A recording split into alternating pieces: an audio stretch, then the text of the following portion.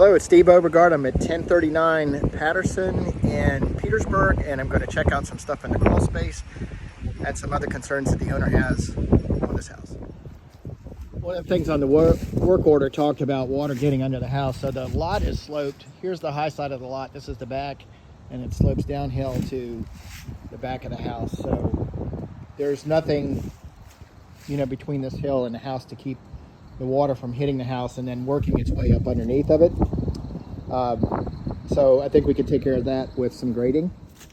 And a little bit closer to the house, it's actually still sloping. It's got what they call negative drainage. So we need to build up a little swale here and bring it down so that there's something to stop or slow the water down from rolling up on the house like that. Another thing to do might be to put like a swale in through here. Some grading. Okay, and this is on the left side of the house. If you're looking at a house from the front, there's the crawl over there.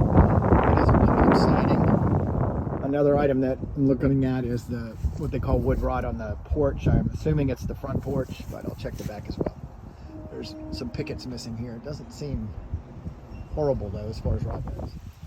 This is the back. And these posts appear to be new and appear to be sound, and they've got the proper foot thing there. I don't know what's behind the aluminum.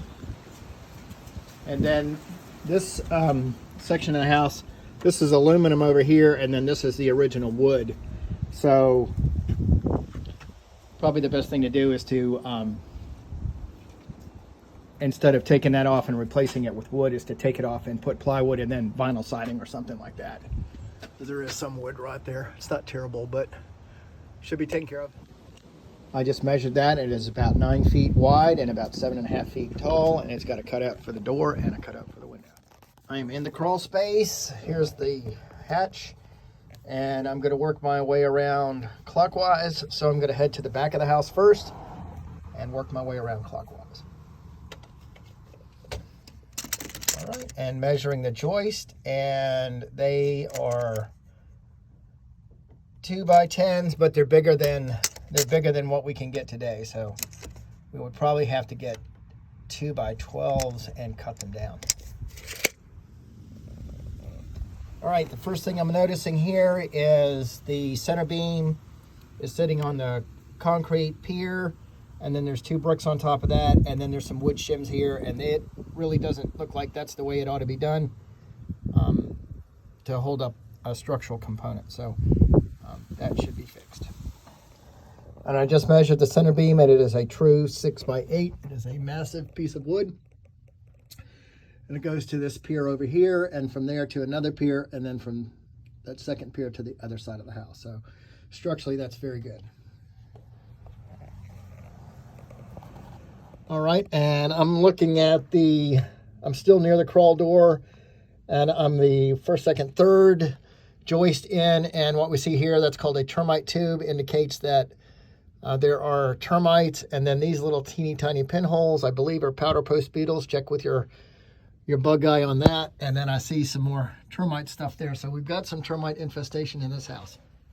I am getting near the back left-hand corner, and access is getting very, very, very tight.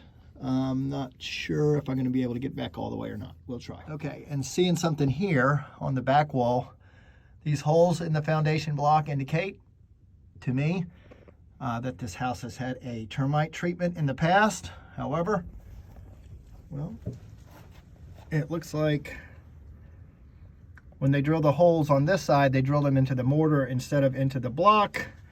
So that's not an effective way to treat. So this side here probably ought to be retreated. Actually, the whole house ought to be retreated, but the holes are drilled. And I'm just working my way back to the back of the house. The ground it's not standing water, but it's damp. All right, what we see here, this is the area of the bathroom that was concerned. They said that there was a hole in the floor, and I noticed it was unlevel, and it looks like it may have been repaired prior, kind of a jackleg repair. So the way to cure all that. It can't fix it from underneath. It's just too tight to work. So we would have to take pretty much everything out of the bathroom and do it from the top down, do it right. I believe at one time there was a floor furnace here, and this would make a great place to make an access hole, like a hatch, because this crawl space is so tight. That would make working on it a lot easier. And this area here is just a nightmare. The pipe is disconnected right over there. You can see that. Disconnected completely. And then it's a mixture of, looks like a mixture of PVC, PEX, which is good, and then cast iron, you know, which is old. So all that stuff could be fixed while the floor is opened up fairly easily. And this is an active termite tube right here. And this is near the center of the house, where that floor furnace used to be, but this is just a termite tube. And there's a bunch of them. So I haven't poked anything yet that gave way, so there may not be a whole lot of structural damage yet, but there certainly will be if we don't get to it. And this is the first pier, and you can see that the center beam is ordered in there nice and secure. That's great. That's a wonderfully heavy-duty construction on this. They don't build houses like this anymore, so the house definitely has good bones. I am back in the front half of the house, front of the center beam. The back is too tight. I cannot crawl back there. I can see, but I can't crawl. So I'm going to work my way over to the front right corner. Okay, so I can see this from about midway, but this is the sill plate and the band board on the front, and I'm about center of the house, so it's probably around the front porch. And over the years, what happens is water just gets in there and does what water will do. I'm seeing a lot of termite infestation there, and a ton of termite infestation up in there. So we'll take care of that. And I'm a little bit closer now, and the joists, the ends of the joists are rotted off. The band board is not there anymore. It's gone. And the sill plate is also rotten too. So that's going to go, okay, probably 1, 2, 3, 4, 5, 6. Looks like about 6 joists worth for measurement purposes. And it does look like it's up underneath the porch. That's the most common place, you know, for this to occur. All right, just working my way up. This is another joist, and the sill plate looks okay, but the band board's gone. So I'm going to say everywhere that the porch is, and then go out a couple feet from there just to be on the safe side. All right, and this, I'm not an expert, but to me, where did you go? That looks like a black widow to me, so we'd want to have the house treated before we started work. Okay, and I'm just to the right of the porch. Now you can see my screwdriver. I just poked it in the end of the joist, and the end of the joist is soft there. So band board, sill plate, definitely where the porch is, plus 2 feet.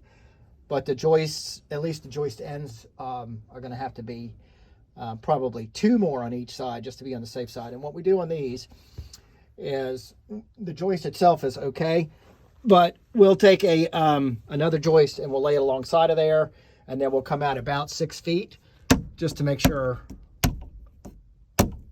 Well, I don't know. That one, it's these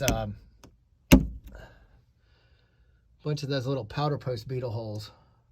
Okay, so I'm going to say to replace that joist. And this is some sort of hole that goes down. I don't know what's living in there, but when we have the guy come out and do the Black Widows, they can advise us on that. I'm in the front right corner now, just working my way along. Just keep seeing these termite tubes. I'm not worried about the ones we can see. I'm worried about the ones we can't see.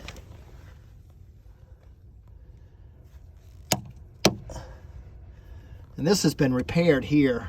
That's a repair. I'll probably repair there, that 2x4.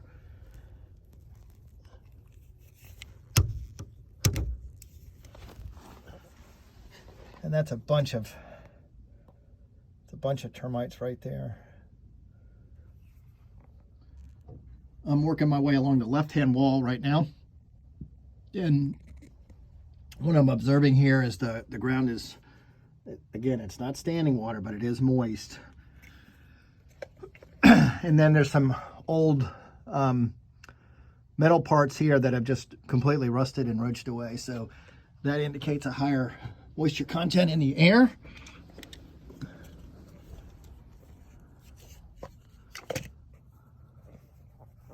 All right, and I'm on the left-hand wall again, and I'm back at the center beam. I'm just seeing a lot of termite tubes in this center beam, which is concerning. I'm going to poke a little bit, see what I can figure out. Everywhere that I've poked hasn't crashed through or anything like that. But it's sitting up on a block of wood. It's not even a 2x4. It's like maybe a 2x3.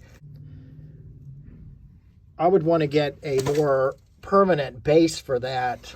Maybe a piece of salt treated or a slab of metal or a thin brick or something like that to, because this is the major structural element of the house, the center beam, and it's just sitting on a 2x3. And then it's got a bunch of termites in it. So definitely want to do some love down here. And I'm trying to get back to the back right corner, the getting tight access wise. There's been 2 joists right here that have been replaced, cut out and replaced entirely. Make that 3. So these are probably okay, those ones. And we've got some PEX pipes, which is good, but they're laying on the ground, which is bad. And then there's these holes too, so I don't know what's living in there. I don't really want to find out. I'm seeing a bunch of joists that have been replaced in this back right-hand corner, a bunch of them. So whatever's been replaced is probably okay. And I can also see new bandboard and sill plate too on the back of the house, and it goes over about halfway. This is the first pier from the right, and it's cinder block, which is fine, bricks, which are fine, and then it is sitting up on like a little piece of lath to level the center beam, and that is not fine because that little piece of lath, even though there's 3 of them, is not enough to carry the weight of the house, and that's what you're asking it to do. So this is a rework area too.